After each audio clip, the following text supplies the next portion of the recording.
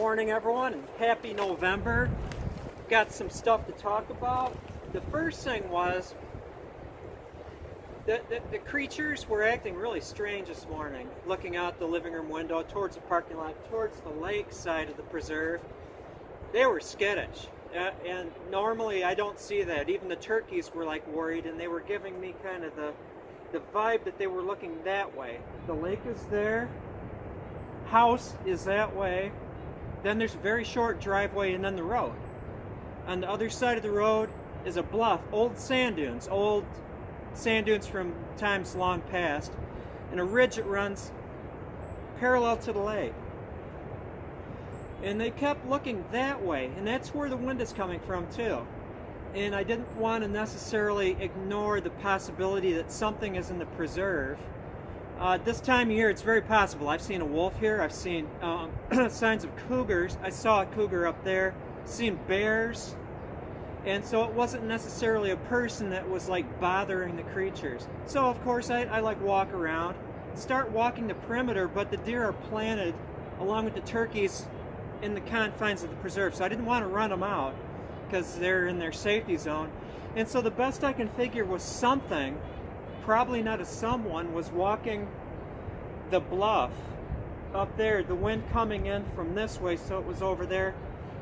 Decided, because we need to make these split second decisions, it's like, do I want to walk around and possibly upset them and chase them into an area where they don't want to be, or else just kind of leave it alone and assume that there's either a cougar or a bear, maybe a wolf, although they don't really travel this time of day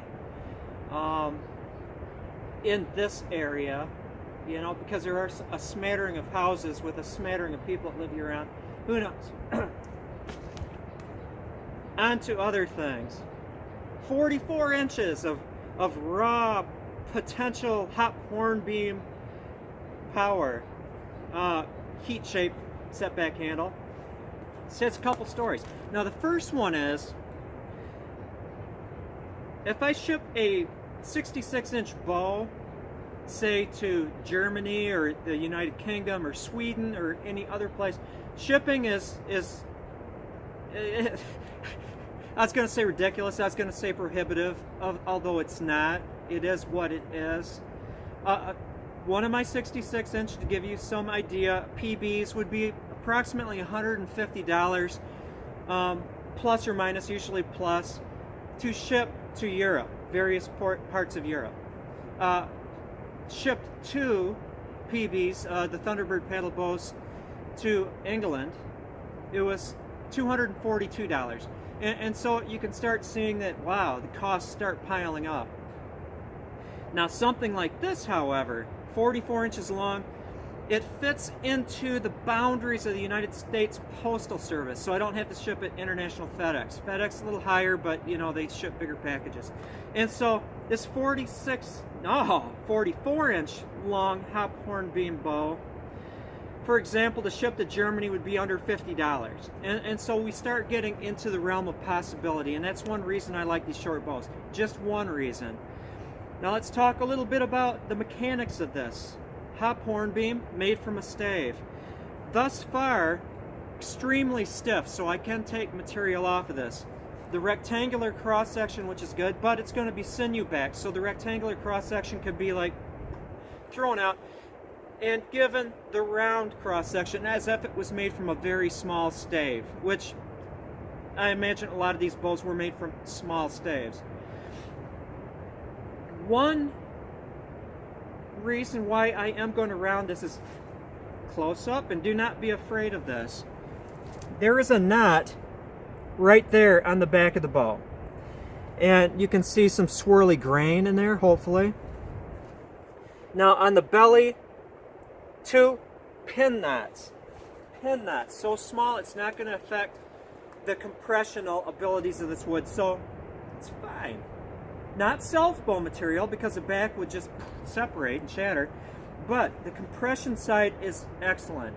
So what I'm going to do, instead of thinning it out prior to sinew backing and just making a thinner rectangular cross section, I am going to round it as though it was a smaller stave. That's going to get rid of most of that knot right there, that ugly knot.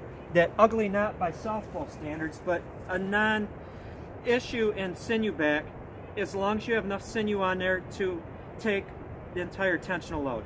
And so, aside from the other projects that I have today, I'm going to go into my workshop, and it's not too bad. It's probably about 35 out here. When it gets down to 0, it's hard to work in my unheated workshop without gloves, but you know, it's winter.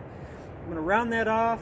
Not even going to worry about the remnants of that knot because that's on the tension side, and the sinew is going to take up all that work, so it is a non-issue. It's going to be hidden, won't even know it's there, except for the fact, full disclosure, I told you right here. 44 inches can be shipped. Now, I discussed in my previous videography attempt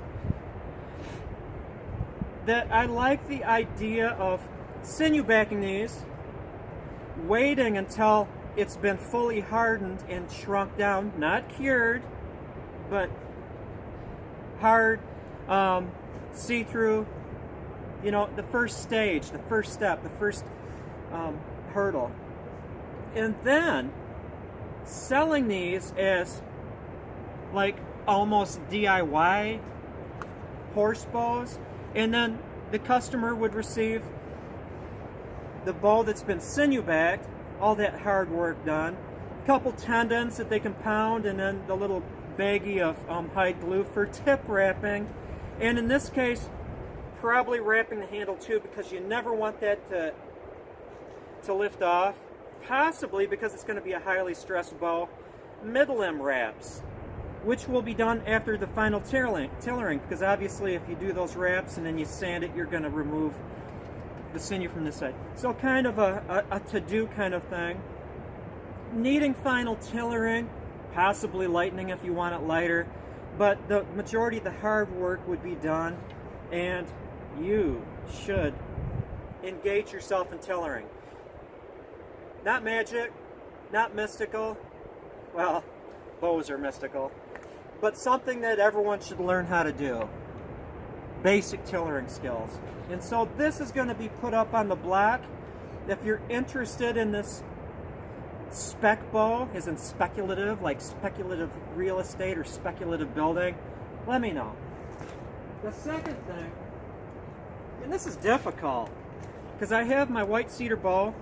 It's been shot quite a few times, and I'm going to honest here, it has a little, you know, deflex in the handle, but not too bad, and then it even has some reflex in that tip, as if it's a mild recurve. It has, as far as full disclosure, somewhere in here, like a tiny bit of chrysoling, but that was prior to me then lightening the outer tips and distributing the bend, so I'm not even altogether sure that that's an issue. So let's see here, let's string this little bad boy. A short draw bow. I mean, I ultimately have been shooting at 40 pounds, but I'm going to short draw it from now on to preserve its integrity. I'm going to pull it back to about 35 pounds. Thump. It landed where I wanted it to. There's like a hole on that log over there. It's probably only about 15 yards, but whatever. Through the arrow well. I'm going to give you some close-ups.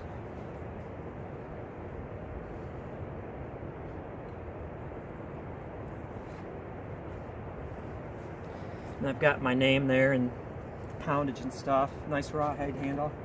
And so, in the interest of full disclosure, okay, white cedar bow, I'm not sure, you know, how ultimately this thing could last. So it would never be, because of the material, it would never be a primary bow for somebody that wants to go out and target shoot hours every single day for years. I do not believe that this would have the ultimate lifespan for that.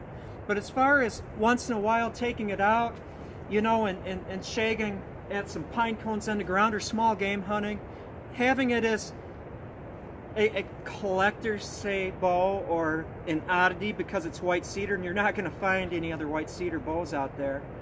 You know, something different, an art bow, you know, for display. It is a really cool bow. And so, in order to inspire myself to make more of these, instead of just saying I have one, I'm going to stop.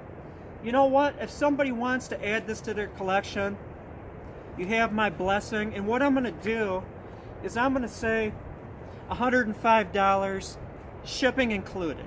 And I think that's pretty reasonable for what this is. This is a beautiful bow with some Western Diamondback rattlesnake trim, sinew, the negative space, hail, snow scheme, a B50 string.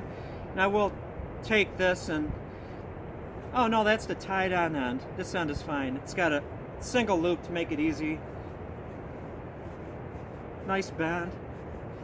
And so again, I would say that short shoot it, keep it down 35 pounds below.